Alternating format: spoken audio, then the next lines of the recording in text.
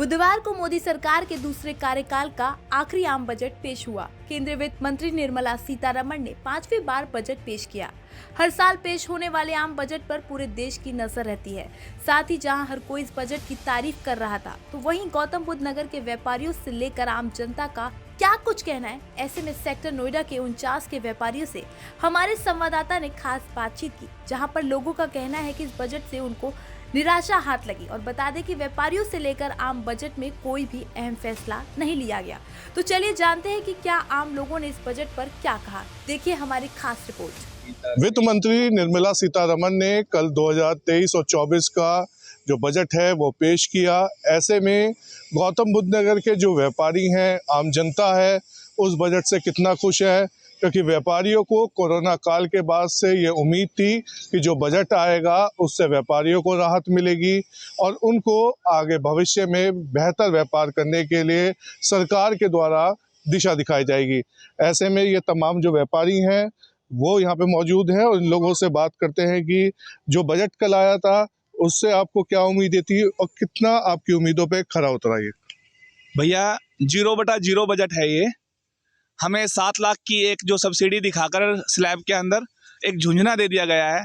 इसमें all inclusive सब कुछ कर दिया गया है। इसके बाद कोई छूट नहीं है। इससे पहले हमें ज़्यादा छूट मिलती थी, इससे हम कतई खुश नहीं हैं।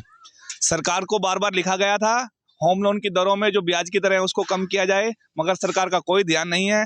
सरकार सिर्फ निम्न और उच्च वर्ग की तरफ ध्यान दे रही है, वो मध्यम वर्ग पर उसका कोई ध्यान नहीं है। मध्यम वर्ग को लूटा जा रहा है और सरकार खुलेआम उनको लूट रही है। सरकार को चाहिए व्यापारी जो देश के लिए टैक्स देते हैं, रोड टैक्स देते हैं, सर्विस टैक्स देते हैं, जीएसटी देते हैं, इनकम टैक्स देते हैं, उनके लिए कुछ नहीं है। और जो कुछ नहीं करते हैं उनके लिए 10-10 किलो राशन 1 साल के लिए फिर बढ़ा दिया गया है। ये बिल्कुल भी उचित नहीं है।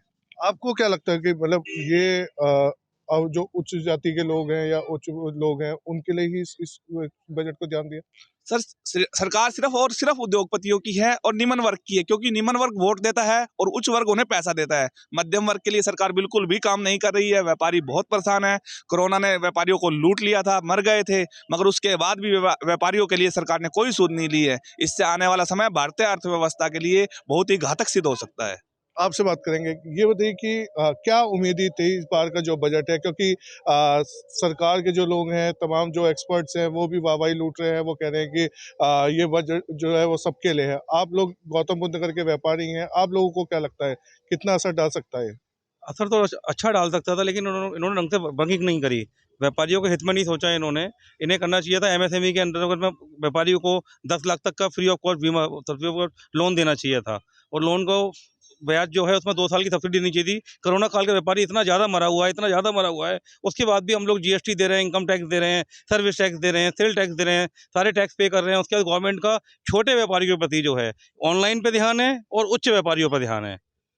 ऑनलाइन व्यापार को खत्म करने के लिए मध्यम वर्गीय जो व्यापारी जो है पूरा खत्म हो जा रहा है ऑनलाइन की वजह से। ऑनलाइन पे लगाम कसने उन्होंने कुछ नहीं करा है, कुछ भी नहीं करा है। ये बताइए कि जो इस बार जो बजट पेश हुआ उस बजट से आपको क्या उम्मीदें थी और कितना आपकी जो उम्मीदों पे खरा उतर पाया?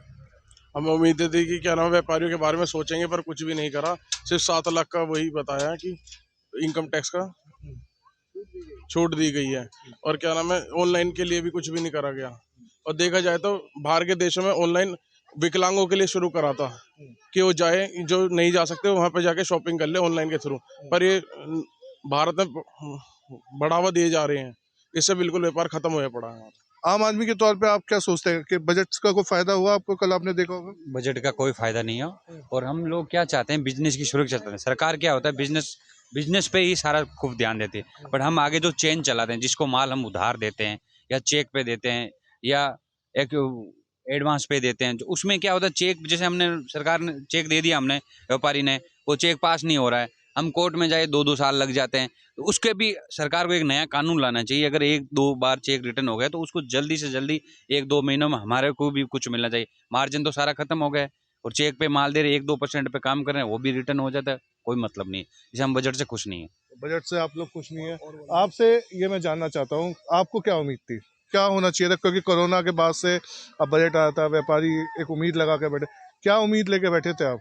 देखिए, व्यापारी हित में हमारी जो सबसे बड़ी मंशा थी कि जो जीएसटी है उसको एकल बिंदु के ऊपर सेट किया जाए।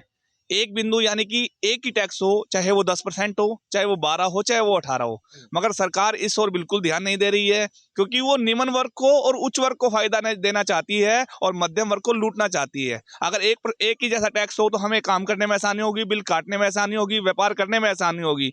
और जो दूसरी बात रही होम लोन की, मैंने आपको बोली, अगर वो इसके अंदर टैक्स कम कर देती, अपना ब्याज कम कर देती, तो आम आदमी अपना घर ले लेता और अपना घर के अंदर रहता। आज किराए पे घर लेके 11 महीने में एनसीआर में घर खाली करने पड़ते हैं। तो ये एक बहुत बड़ी दुविधा है। सरकार को चाहिए, सरकार एकल बिंदु जीएसटी के ऊपर काम करे। इसके लिए हमने पहले भी जंतर मंतर पर प्रदर्शन किया था और आज फिर कह रहा हूं, सरकार को एक दिन इस बात को मानना पड़ेगा। अरुण जेटली ने कहा था ये बात मानने योग्य है, इसके ऊपर अमल करेंगे, मगर परमात्मा को ये मंजूर नहीं था और वो धरती पर नहीं रहे। हमें लगता था अगर अरुण जेटली होते तो एकल बिंदु जीएसटी पर पूरे भारत में व्यापार होता। जीएसटी को लेके आप लोगों में खासी नाराजगी देखने को मिलती है। अभी बीते दिनों भी जीएसटी को लेके तमाम जगहों पे छापेमारी भी हुई, तो ऐसे में नहीं लगता कि सरकार को व्यापारियों के हित में इस चीज़ का ध्यान देना चाहिए था?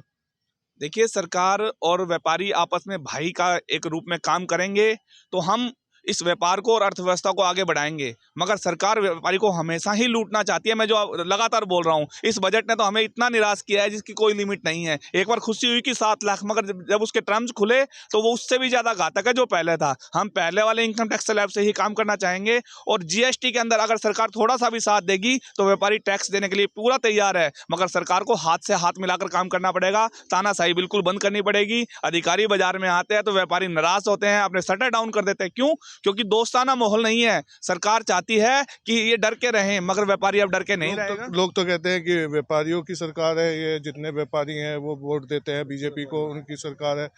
आपको नहीं लगता कि उनके साथ नाइंसाफी हो रही है? भैया देखिए, हम तो आज भी वोट शायद बीजेपी को देंगे, क्योंकि सरकार हिंदुत्व की है। अपने देश के लिए हम अपना काम कर रहे हैं, अपनी जमीर के लिए काम कर रहे हैं। सरकार हिंदुओं की होना और व्यापारियों के होने में फर्क है। सरकार है हिंदुओं की, ना कि व्यापारियों की। व्यापारियों की पहले होती थी, मगर अब है हिंदुओं की सरकार। सिर्फ धर्म के नाम पर सरकार अपने वोट ले रही है। आज हम हिंदू धर्म के नाते आज बीजेपी के साथ है, मगर व्यापारिक हितों के देखते हुए बिल्कुल भी हम सरकार के साथ नहीं है। व्यापारियों की सरकार है या हिंदुओं की सरकार है? ये सरकार तो उच्च व्यापारियों की है और निम्न वर्ग के लोगों की है।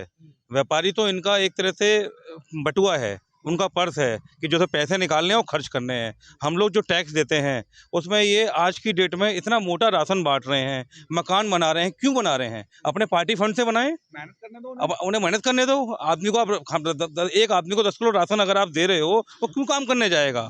खाना उसे बेरोजगारी आप खुद बढ़ा रहे हो अपने आप में। तो सरकार को ये करना चाहिए, हम लोग को पैसे का जो पैसा जा रहा है उस पैसे का सही तरह से यूटिलाइज करे। भाई पैसा तो कुल मिला के व्यापारी दे रहा है ना। 90 देश की 70% जो रेवेन्यू जनरेट होता है व्यापारी से जनरेट होता है। वो तो सरकार की नीतियां ऐसी हैं कि जो मतलब नुकसान हो रहा है। सरकार की नीतियां ऐसी है कि व्यापारी को पैसे को निम्न वर्ग में और उच्च वर्ग में बांट दिया जाए, और अब उच्च वर्ग से जो पैसा आता है वो पार्टी फंड में, और जो निम्न वर्ग के लिए जो पैसा आता है वो व्यापारियों से आता है। देश की अर्थव्यवस्था आप इस सड़क से भी देख सकते हैं। अगर हम रोड टैक्स देते हैं तो क्या इस रोड के लिए टैक्स देते हैं? सरकार की व्यवस्थाएं ठीक नहीं है। अधिकारी क्या कर रहे हैं ये आपको भी पता है, ये हमें भी पता है। हमें नहीं लगता कि हमारा देश विकासशील है या विकसित है। हमें नहीं लगता कि हमारा देश कहीं बहुत आगे बढ़ रहा है। लोग कहते हैं कि मीडिया में देखते हैं कि इंडिया ये हो गया है, मगर इंडिया की हकीकत रोड के ऊपर पता चलती है। अभी कुछ भी ऐसा नहीं है कि हम बहुत 50 साल आगे चले गए हैं, अभी बहुत पीछे हैं। ये तमाम व्यापारी हैं जो गौतम बुद्ध नगर के हैं, जिनका कहना है कि जो बजट इस बार पेश किया गया है वो व्यापारियों के हित में नहीं है। जो इनको इस बार उम्मीदें थी वो उम्मीदों पे सरकार नहीं उतर पाई है। शिव त्यागी, जनहित टाइम्स, नोएडा।